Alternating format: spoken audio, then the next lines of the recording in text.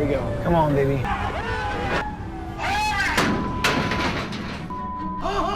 Oh my God! Get out of my life!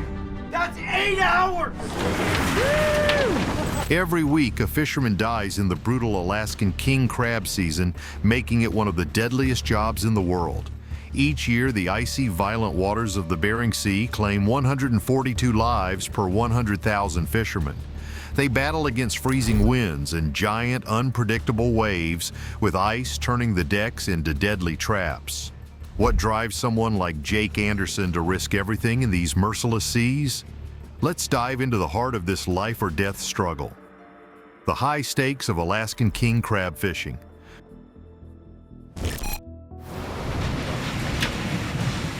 Commercial fishing, especially for Alaskan king crabs, is one of the most dangerous jobs in the world. The risk is even higher for those who face the cold, rough waters of the Bering Sea during crabbing season, where the environment is known for being extremely harsh. But as the waves crash harder and the winds grow fiercer, one fateful decision will push the crew to the brink, revealing a deadly secret that could change everything forever. The danger is so real that on average, one fisherman dies every week during the peak of crab season. A high rate of injuries among crew members and deckhands matches this alarming number. Nearly everyone working on these boats is likely to get hurt because of the tough weather conditions. The hazards they face include battling freezing winds, navigating huge, unpredictable waves, and dealing with ice that forms on the decks and structures of their boats. These conditions make their everyday work extremely dangerous, and it's surprising that more fishermen don't choose to stay ashore instead of risking their lives. But despite these dangers, these fishermen keep going. They're motivated by the chance to earn a lot of money, which could change their and their families' lives forever. Their determination shows how much is at stake in their work. They weigh the possibility of never coming back home against the chance of catching a record amount of crabs that could secure their financial future. Captain Jake Anderson and his crew on the FV Saga, a 170-foot fishing boat, are a perfect example of this relentless drive. The latest season of Deadliest Catch shows the tense and dangerous moments these fishermen go through. Jake, in particular, has been working hard to find ways to handle the many challenges of crabbing while trying to keep his crew safe and maximize their catch. But the risks they face are far from over. The unfolding drama of their latest journey shows both the danger and the potential rewards of the sea. Years before Jake Anderson became famous on the TV show Deadliest Catch in 2007, he was already building a solid career as a seaman. I'm so scared about it. I've never been so scared in my life. You guys are all I've got. It almost felt like the ocean had chosen him for a life on the water. Jake was born into a family with 4 generations of fishermen, growing up in Anacortes, Washington, a town known for its fishing tradition. From an early age, Jake was surrounded by local fishermen, including his uncle Brian Mavar, who helped nurture his love for the sea. As a child, Jake felt a strong pull toward the ocean. By the time he was a teenager, this pull became impossible to resist. At just 17, he started fishing for salmon off the coast of Bristol Bay. His early days on the water led to a job on a trawler processor, and by the age of 25, he was involved in pot fishing. Just a year later, Jake joined the crew of the FV Northwestern as a greenhorn. Over the next 6 years on the Northwestern, Jake grew and changed. With the guidance of skilled seamen and the watchful eye of Captain Sig Hansen, he not only learned the technical aspects of fishing, but also developed personal strength and leadership skills. But this wasn't the worst part. Along the way, Jake faced tough personal challenges, like losing family members and battling addiction. However, these hardships only made him more determined and committed to his life at sea. By the time he left Northwestern, Jake had earned a full share position as a deckhand and eventually became a relief deck boss. His hard work and resilience paid off, and he overcame his addiction. By 2010, Jake had earned his USCG Mate 16,000-ton fishing license and his Master 100-ton license, opening the door to the next stage of his career. The crew gets ready for a tough season ahead. Trials of the FV Saga. Jake's dream of becoming a captain came true when he took charge of the FV Saga. Since then, he has continued to move forward, never looking back, guiding his ship and crew through the challenging but rewarding waters that had always been his destiny. Jake's life, shaped by his family heritage and early experiences, shows the power of staying true to one's calling on the high seas. He had the big responsibility of keeping everyone safe and making sure things went well on their 170-foot boat after nearly 50 days of fishing in the wide open ocean. Finally, they could count the crabs they caught. But when they did, they found out they only had enough to make about $630,000. While this was a good amount, it was a bit disappointing, especially compared to their competitors on the Time Bandit. However, there was still something to be happy about. Each crew member and deckhand took home around $70,000. That was a nice reward for all the hard work they put in at sea. Next, the focus turned to the FV Saga, which came back to the dock with a big catch of 62,000 pounds of crabs. Even with this success, they had their own struggles, like losing about 2,000 pounds of their catch. Still, the crew stayed positive, concentrating on the good outcome after their long, tough months at sea. They were now looking forward to going home, reuniting with their families, and enjoying the rewards of their hard work after such a challenging year. The crew had an incredibly tough season, facing many challenges that really tested how strong and adaptable they could be. My power may seem absolute, I still have winning. And I have a lot of crab to catch. The recent drop in crab populations, mostly due to climate change and shifting environmental factors, made them rethink where and how they fish. This change was essential because the usual crabbing spots in the Bering Sea, which used to be full of crabs, were no longer reliable due to warmer waters, which caused a big decline in crab numbers. In addition, the fishing seasons became very unpredictable. The ups and downs in crab populations and changing environmental regulations added more complexity. Some seasons could be as short as a few weeks, while others could last several months. This meant the crew had to be ready for long periods at sea, often in harsh weather that could change quickly. Financially, the stakes were high. Crab fishing can be very profitable, but it all depends on how well the crew adapts to these new challenges.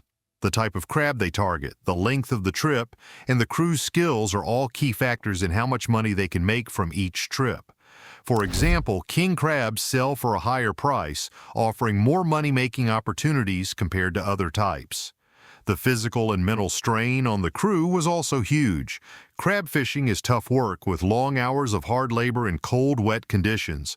This can wear down both their bodies and minds. The crew had to rely on their skills, experience, and teamwork to get through these difficulties. Safety was another major concern. The risks of crab fishing are always present. Handling heavy equipment, managing the boat in huge waves and icy conditions, and dealing with mechanical issues or emergencies like icing or water getting into the crab tanks were constant worries. But the worst part wasn't just the physical danger, it was the constant pressure to keep going. Throughout all these challenges, the crew's ability to keep a strong work ethic and support each other was crucial. Their dedication, not just to their jobs, but to each other, helped them overcome the tough times, showing just how resilient and committed they were to their work. Frustration arises with each net pull on a fishing boat far from port, revealing yet more troll crabs. Despite their frequent appearance, these unusual creatures lack a market, much to the crew's dismay.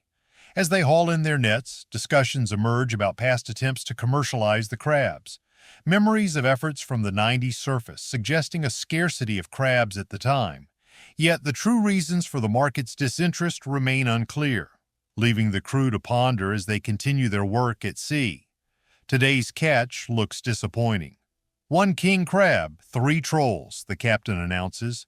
They haven't seen many red crabs, the ones that make good money, just these troll crabs that no one seems to want. Mandy can't shake the feeling that they're overlooking something important. Suddenly, the captain calls everyone together. "Come here quickly," he says urgently. The crew gathers around, curious about what he has to say. The captain begins telling a story. Back in 1958, his father started crab fishing in Alaska. There were no rules back then, no limits, just lots of crabs. They were everywhere, even on the beaches, he explains. His father and a few others saw an opportunity in all those crabs and turned it into a billion-dollar industry. Now, back home, the crew thinks about a new opportunity: the quest for troll crabs. The crew, inspired by a tale of past triumphs, recognizes the untapped potential of the ocean. They ponder if pursuing troll crabs could be their next opportunity. The decision to take this risk looms large. Driven by a need to experience the ocean's call firsthand, he expresses an urgent desire to reach the beach. It's essential for him to observe and assess the situation personally, feeling the sea salt and watching waves crash, beyond just reports or secondhand accounts. What I'm looking for over here is I'm looking for answers, and I'm looking for the questions at the same time. As he prepared for his solo journey, his companion watched with evident concern. They knew the sea was unpredictable and doubted the wisdom of facing it alone. He turned to them, his expression both calm and determined. "Yes, I can manage," he assured them confidently, no trace of hesitation in his voice. It was the quiet confidence of someone well acquainted with the challenges of the sea. "While we're busy with this fishing operation," he explained, "I'll be on the king crab boat, ensuring that everything runs smoothly." He approached the task with a sense of duty, viewing it as more than a mere job. It was a responsibility he held in high regard. After a moment of reflection, he suggested, "Right now, we're participants in this venture, but there's a real possibility here to create something much bigger." He acknowledged the potential for setbacks, adding, "And if for some reason things don't work out as we hope, I can always join the next trip. There's no issue with that." His friend listened intently, slowly nodding in agreement. The seriousness of the commitment was not lost on him, and he felt the need to emphasize it.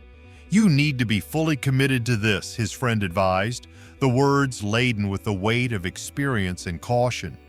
Facing his friend, he smiled warmly, a gesture filled with reassurance. "I'm starting to see things your way now," he admitted. There was a noticeable shift in his perspective, a realization that the venture wasn't solely about him, it was about their collective vision and the shared responsibilities that came with it. It was a gentle tease, but also a reminder that they were in this together. He chuckled softly and said, "It was always meant to be our way, and now it truly is." There was a sense of unity in his words, a bond that had grown stronger through the challenges they'd faced together.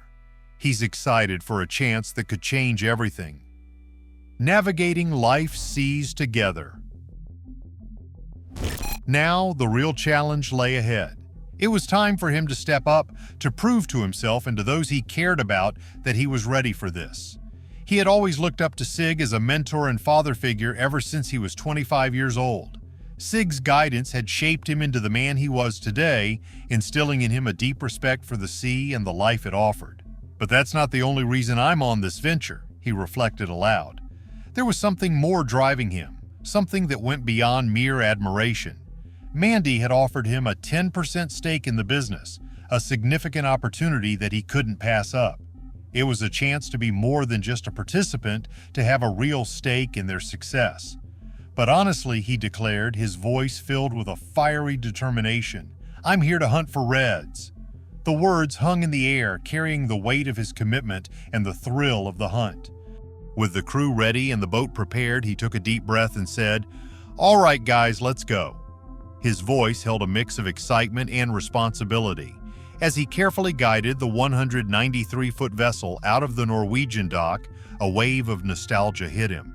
It felt like he was captaining a boat for the first time again, with the same mix of nervousness and thrill for the open sea. "Here we go," he whispered, more to himself than to the others, as the boat began to glide through the water.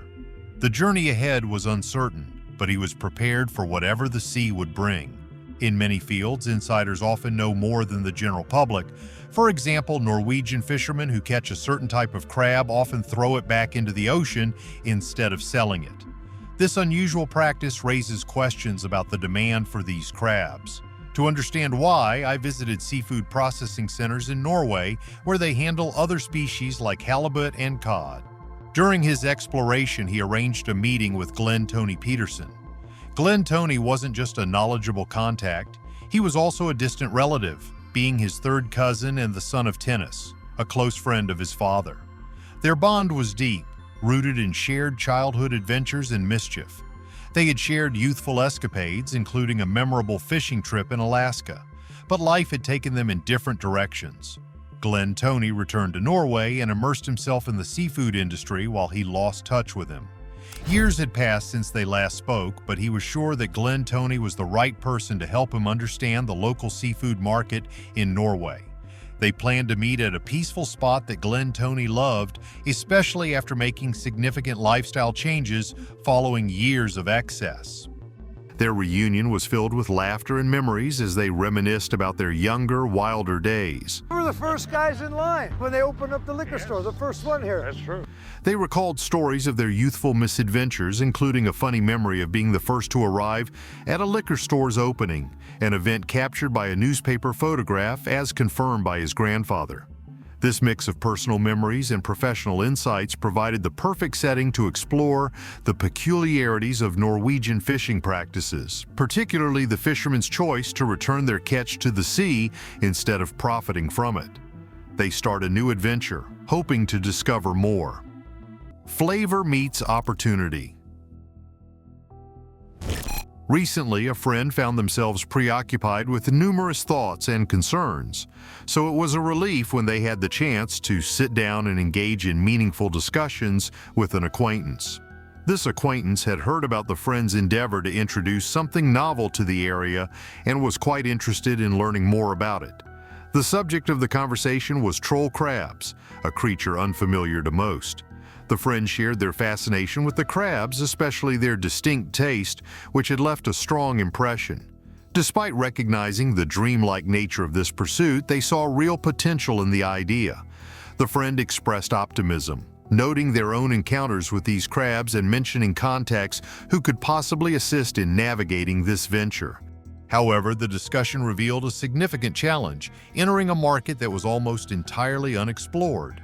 The friend and their acquaintance explored the unique qualities and flavors of troll crabs, contemplating if they could transform this unusual taste into a lucrative business.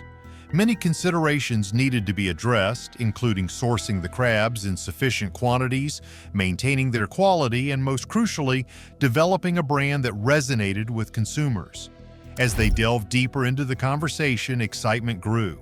It became apparent that the venture wasn't just about the crabs, it was about the narrative they could create and the novelty they could introduce to the market. Still, logistical hurdles loomed large, presenting obstacles that needed careful planning and innovative solutions. The friend discussed these points, acknowledging the risks of the market potentially rejecting the crabs. The discussion wasn't just about marketing a product, it was about carving out a distinctive space in a competitive environment. This realization underscored the difficulties that lay ahead, reminding them that the journey would require adaptability and resilience. The conversation ended with an agreement on the need for a well-thought-out plan to capture the troll crab's unique allure and prepare for the various challenges they would inevitably face. Do you think the world is ready for such a novel product? Comment your thoughts below and don't forget to subscribe for more.